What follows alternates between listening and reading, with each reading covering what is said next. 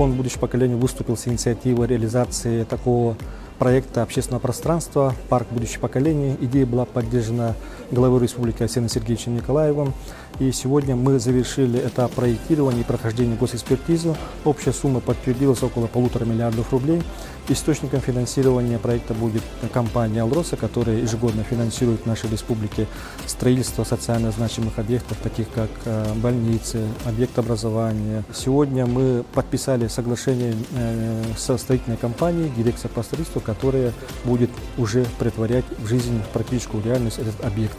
Этот объект, да, он на самом деле действительно изначально предполагался просто как городской парк, в котором будут определенные такие развлечения, да, для горожан.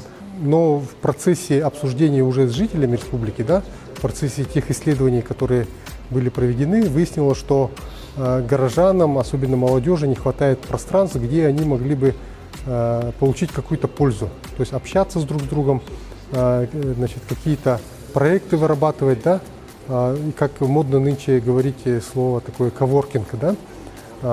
И, соответственно, было принято решение сделать такой молодежный такой центр, в котором дети, молодежь могли бы развиваться всесторонне. В этом году, в 2021 году, будет огорожена вся территория. Вся территория огорожена будет, вертикальная планировка будет, то есть отсыпку будет делаться, да?